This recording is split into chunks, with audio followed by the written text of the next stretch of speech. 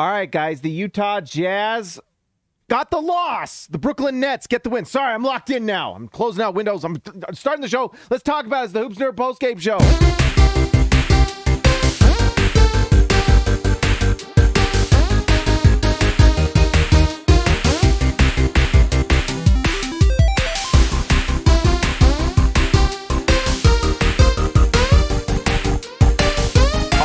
Before we start, make sure that you go to Prize Picks. Use promo code HoopsNerd to sign up. If you want to do it with football, if you want to do it with baseball that just started, or obviously basketball, go to Prize Picks. Use promo code HoopsNerd. They will match up to $100.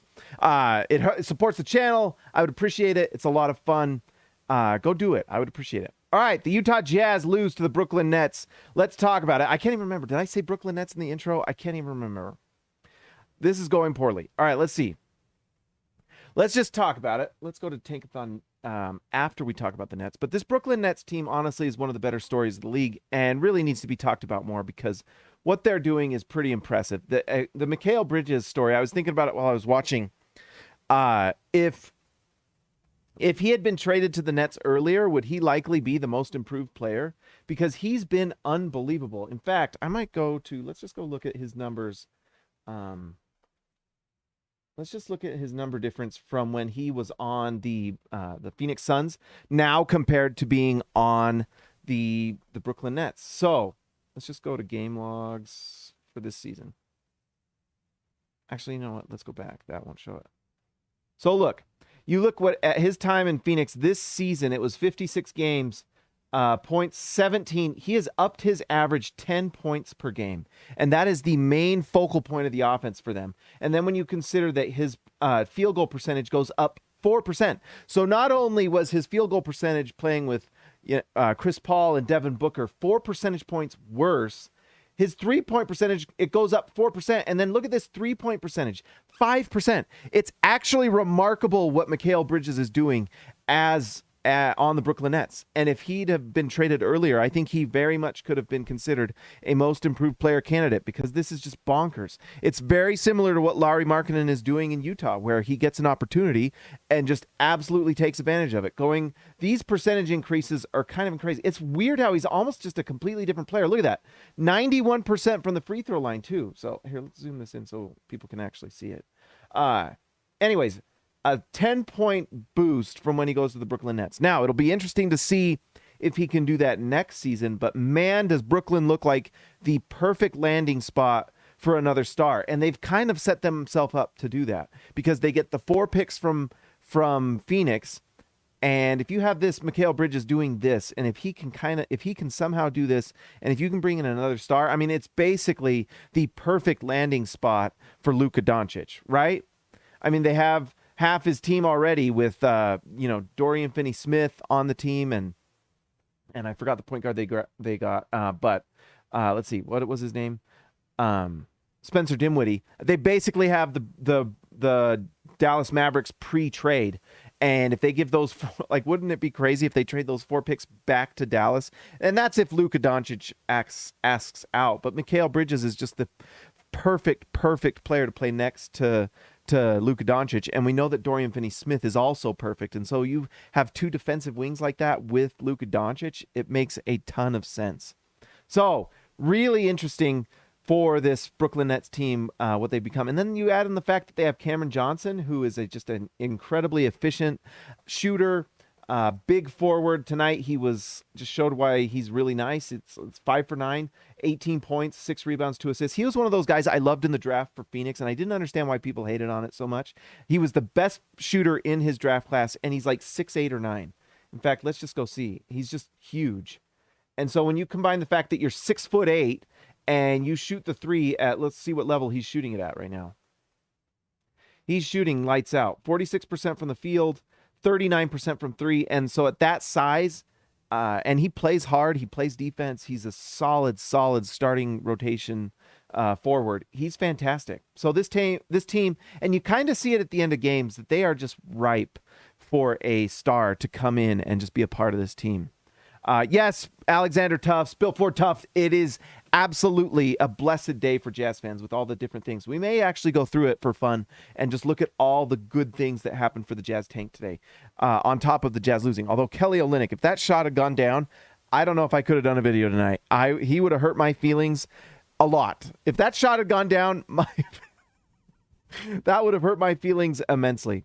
Also, it's Day'Ron Sharpe's a solid player. He's one of those guys you don't hear a lot about, but he's a solid NBA player. I'm kind of curious, where are his stats at now? I don't watch every Brooklyn Nets game, but he's one of those guys that, look at that, 6'9", shoots 3 points. Look at that, 54%, although that's likely on very low amounts, but 54% from the field. He's a solid NBA player. He's one of those guys, like, if I could get Day'Ron Sharpe on the Jazz, I would love that because he's a good player.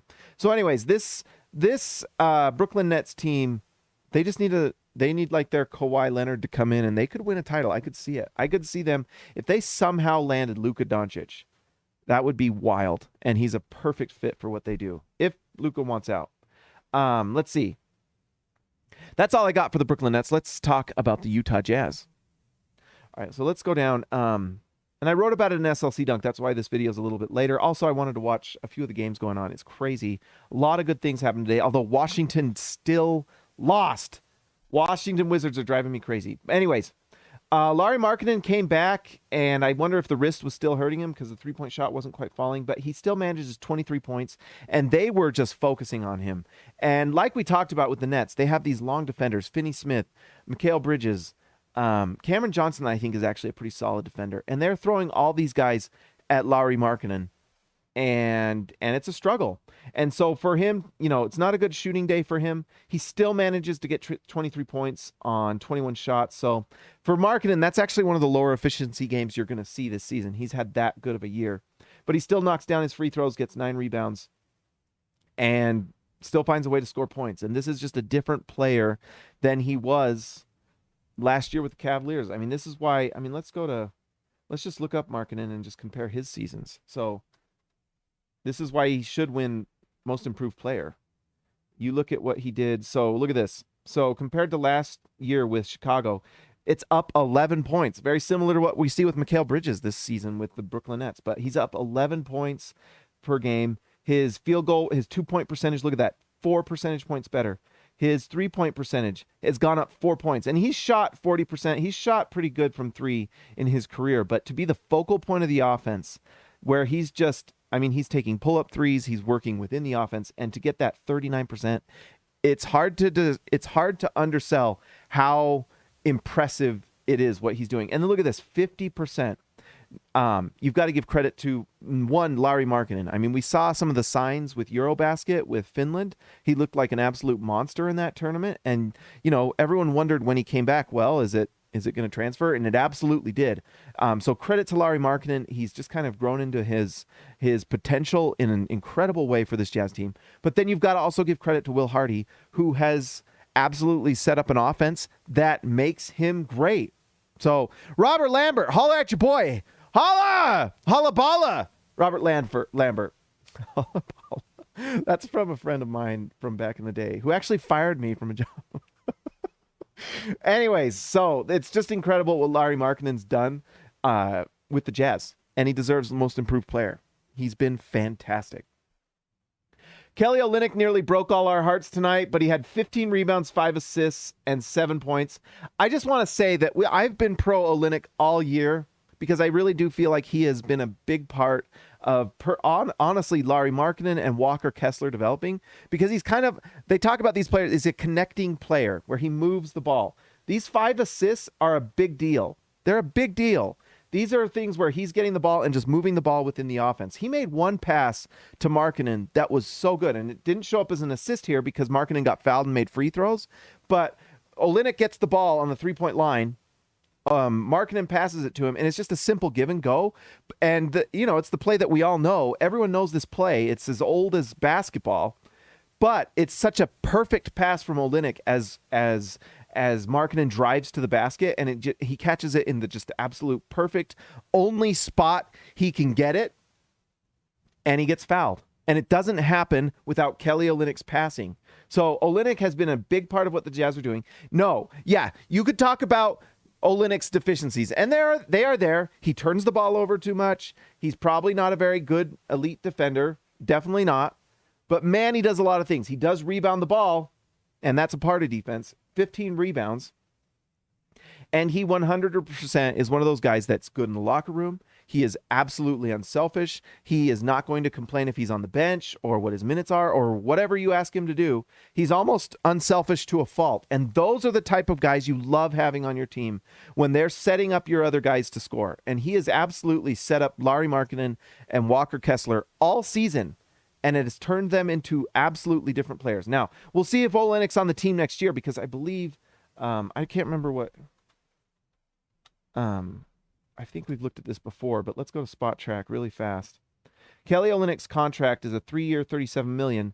It is partially guaranteed next year. I just kind of hope he's on the Jazz next year. We'll see what happens, but he absolutely is a player you want to keep because he can just help young players develop. The Jazz are bringing in 3 draft picks next year, and you want a guy like that on the team showing them how to play on offense, where you move the ball, you find the open man, and if you move the ball, you will be rewarded later on in the play. Let's talk about Ochai Agbaji. I love what I'm seeing from Agbaji. Yes, the percentages aren't incredible tonight. 2 for 7 from 3, although one of those threes was absolutely remarkable. That was that late game 3 off the inbound play, and he knocked it down on the move. Big time shot. And so I'm not that worried about this percentage. For the season, he was at 40% at one point, and that's when he was only taking corner threes, which he's one of the best in the NBA. But he has been taking much higher difficulty threes, top of the three-point line, on inbound plays like that one where he goes to the corner. Let's look at it. He's taking high difficulty threes now that he was not taking. So look, it's this one right here. Watch. This is the inbound play, super high level difficulty. Watch him come over, gets it, stays in bounds, boom, knocks it down. That is such high level. And so those are the types of shots. Those are much different than when he's sitting in the corner just taking corner threes, the easiest 3 in the league. And by the way, he's shooting over 60% on those corner threes. So if you want like a 40% three-point shooter and that's it, he can do that, but he has to sit in the corner. What's going on right now is because the Jazz are playing younger players, it's allowing him to develop. And that right there is an example of it, where he's able to get those shots, hit a 3-point line, hit a 3 on the move. He's also driving to the basket, getting assists. He's not putting up tons of numbers, but these assists and rebound numbers are going up. Last game he had 7 rebounds, tonight not as much, but that's also because sometimes Kelly Olynyk is a rebounding monster. And you're also on the floor with some of the biggest guys in the league, in Lauri Markkanen, Walker Kessler, and Kelly Olynyk. That's an incredibly huge front line. Look at this. 7 foot. I guess Kelly Olynyk, I think, is listed at 7, but I think he's more like 6'11". But anyways, he's a big dude. Markkanen, Olynyk, and Walker Kessler are all like 7 foot or right around there. Markkanen's bigger than you think. He is probably legit 7-footer. I don't know what they list him at. Look at that, 7 foot. And then let's look at Kelly Olynyk.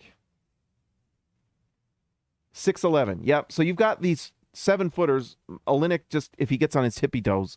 But anyways, it's hard to get rebounds when you've got that big of a line going. And then obviously Walker Kessler. So I'm just really proud of Ochai Agbaji. I love what he's doing. At the beginning of the year, people were saying bust and stuff and things like that. And it was just like, why? And he went to the G League and people were posting his G League stats as if it was like, look at this guy. And then he comes in and he's been an important part of this Jazz team. And he honestly won one of the games for them this year, which it hurt my feelings, Ochai. But anyways, this is what I wanted, and he's turning into a player. Look at that, 19 points. And this right here is the other development that's exciting. 5 free throws. This right here is exciting. He's not been doing that. Look at this. Ochai, let's see. Let's just look at your averages. For the season, how many free throws has he taken a game? 1. He takes 1 a game. What did he do tonight? 5. That's a big deal. What does that mean? He's driving to the basket. This right here is a great sign. And if you just watch the game, you'll see he's driving to the basket. He has more confidence. It's fun to watch. I'm such a big fan of Ochai Agbaji. And whether in the future he comes off the bench or as a starter, it doesn't matter. He is a contributing, winning player. Kyle Norton, $4.99. Thank you, my friend. I really appreciate it. I honestly, thank you. Do you think the Jazz will be a playoff team next year, or do you think Ainge will try to continue the tank through next season? Well, we've talked about that a little bit. I'm not sure. That's the short answer. The long answer is the Jazz have multiple things going on. One, they have Markkanen, who is a second-team All-NBA, and when he plays and you play all your best players, it's hard to lose. He's that good. We've seen it. That's why the Jazz are number 9 in the lottery. It's because Markkanen's really good and is a top 15, top 20 player. You could argue what he is, but he's right there. He's fantastic. And then you consider Walker Kessler, who is probably number 3 in Rookie of the Year. Fantastic, incredible pickup that trade was. To get Walker Kessler for Rudy Gobert straight up, but then you consider all the picks, remarkable. So if Walker Kessler and Lauri Markkanen are 2 of your starters, you're already starting off really well. Really well. Youth, size, length, and pretty good athleticism with those 2. Lauri Markkanen's an athlete. He's not like a below. I would say Lauri Markkanen at his size, being an average NBA athlete, is actually pretty incredible with how big he is. He moves really well. In fact, he might be a little above average athlete, to be honest. He does some things honestly in transition that are like diet Giannis because of how big he is and how well he moves. He's not Giannis. I'm not saying he's Giannis, but there's a little bit of like when he's in transition, it's hard to stop him because he's so big, he's so long, and he can dunk over anybody because he's 7 feet tall. So it's very Giannis-like. And so it's like diet Giannis, Giannis light. We had a soda, I'd put it up here. Giannis light, Lauri Markkanen.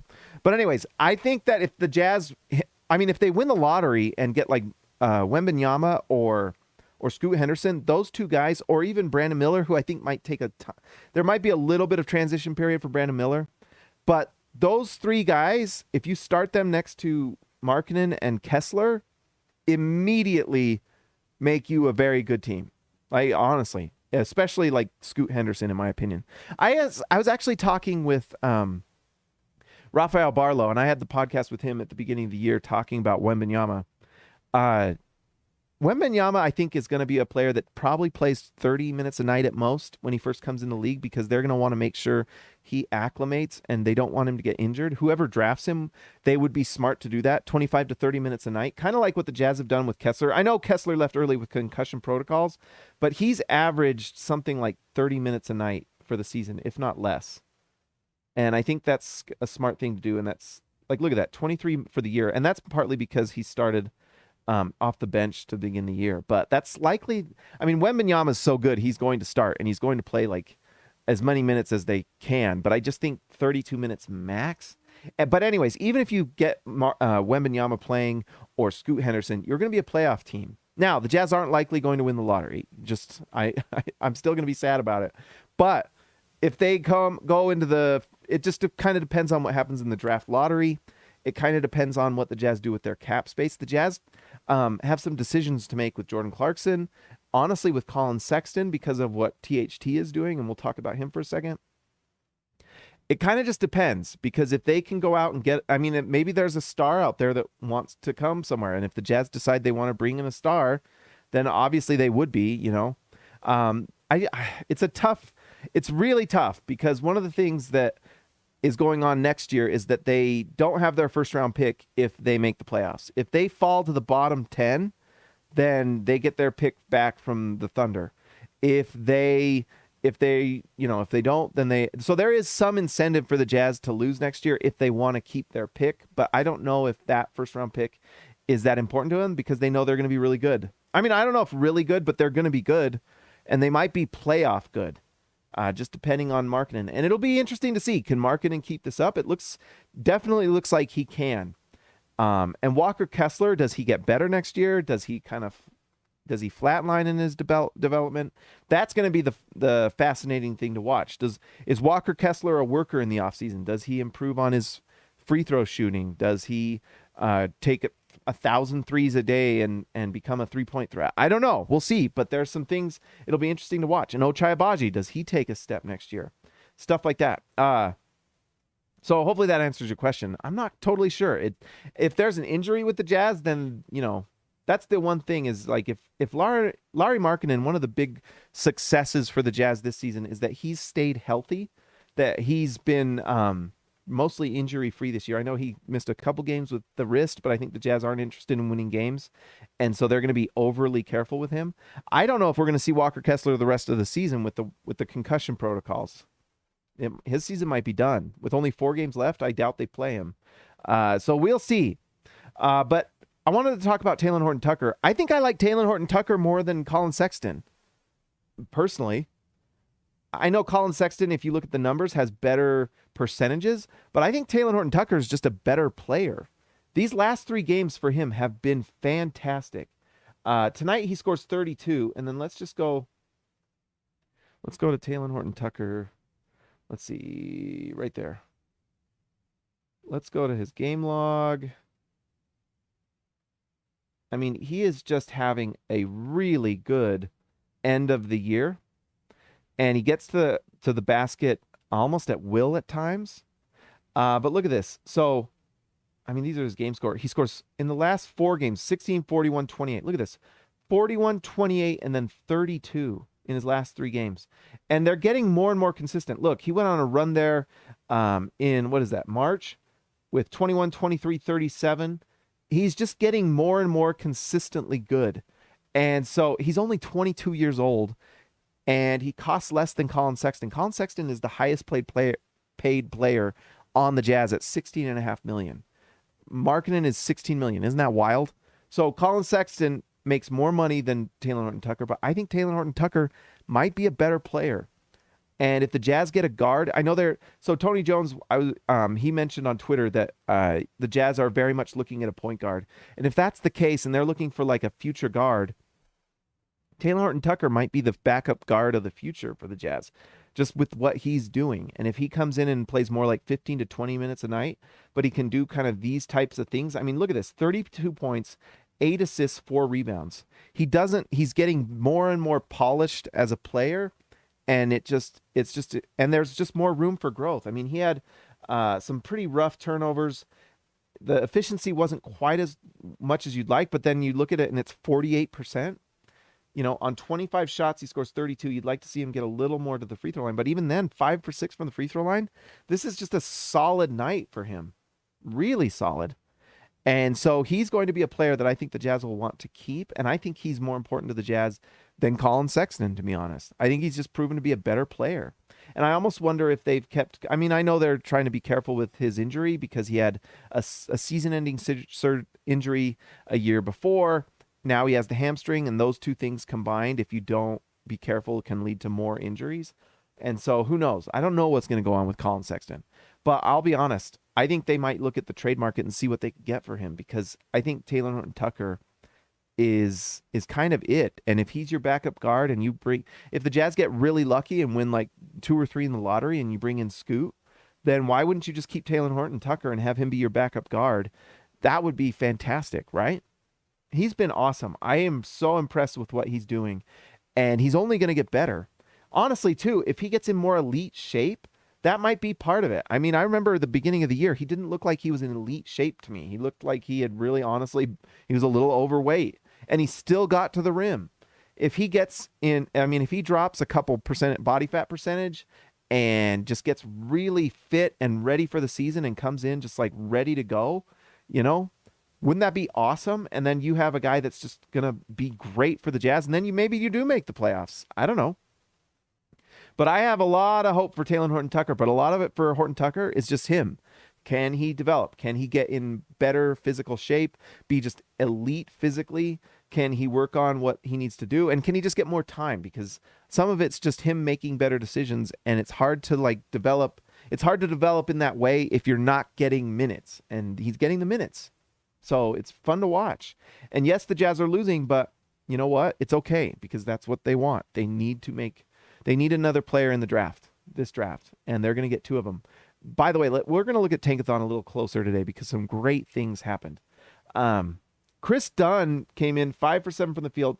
What a pickup that was. He was in the G League this year, out of the NBA. The Jazz pick him up on a 10-day, give him a second 10-day, and now he has a contract with the Jazz, and just a solid player for the Jazz. Brings toughness, leadership, demeanor, everything you really want. I love Chris Dunn. I mean, I love the attitude he brings. It's just fantastic. Luka Šamanić, I don't think he's going to last. The 10-day contract might be up soon. We'll see if they sign him again, or maybe they bring in Jarrell Brantley. I don't know. Damian Jones didn't play. That's interesting. They gave Doak the minutes tonight, so That's interesting. I like Damian Jones more than Doak just because he spreads the floor. He's not as good a rebounder, though. You'd like him to be a better rebounder, but he's proven that he can shoot the three. I mean, his three-point percentage for the Jazz right now is bonkers. Look at this. For the season, 53%. And as the on the Jazz, 70% from three. Now, that's 7 for 10. He's only taken 10, but I mean, my gosh. He can shoot the three. Just shoot him more. You know? Pretty cool. All right, that's pretty much all we got. Let's look at the Tankathon screen right now. I know we have a few games going on. What's going on right now? Indiana is down by 4 against Cleveland. It would be really nice to see them win. Philadelphia, that doesn't really affect the Jazz. Okay, so Chicago, though, beats Memphis. That was big, so solidifies. Dallas is really trying to catch up to the Jazz. Not intentionally. They lose to Atlanta. And the big one for Utah is that Minnesota lost today to the Portland Trailblazers, who are trying to do everything they can to lose games. They're trying to lose games so badly. Dame was watching the women's the women's national championship game and tweeting about it during the game. That's where the Portland Trailblazers are, and Minnesota lost to that team. And that loss was massive because look at this. Minnesota's now lost 3 in a row, and that's after losing Naz Reid. Do you think Naz Reid was important? Look at this. I didn't even realize, but Toronto just leapfrogged Minnesota, and Toronto has also, is that playoff clinch? 9 seed in the play-on. They are locked into the play-in. Minnesota, looks like they might be locked in the play-in. Yeah. Anyways, look at this. 13. And Chicago won today. Chicago is 7-3 in their last 10. And they have been just playing lights out basketball. Tonight they blew out. Today, who did they play? Chicago beat Memphis by 21. Who has Ja Morant back? I don't know if Ja Morant played in that game. I don't know anything about it. But that's a big win for the Bulls. So there is a world where Minnesota falls to number 12. And the Jazz get that 12 pick along with theirs, which right now is pretty much locked in at 9 if the Jazz continue to lose. Dallas sucks, man. They suck. It's crazy how bad they suck, but they suck a lot. Oh my gosh, are they a dumpster fire?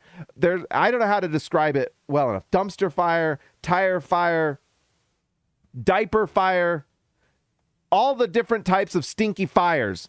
That's what Dallas is right now. Oh my gosh.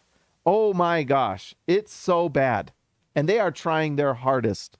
You know, I watch the Jazz and it's like they scare me to death every night because they nearly accidentally win games every night.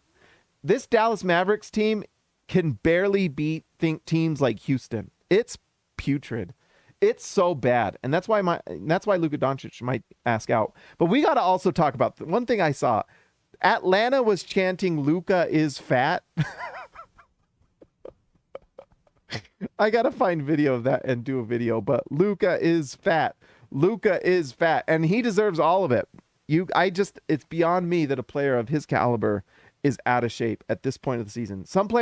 Most players struggle to keep weight on. It's very hard to keep weight on as an NBA player when you're playing this many games and the athleticism and things going on. The fact that the amount of Twinkies that Luka is eating is probably impressive. Oh my gosh. All right. Should we look at see what happens if the Jazz won the lottery today? Oh, crud. I didn't have my music up. Well, here's the thing. Oh, whoops. Let's bring this over here.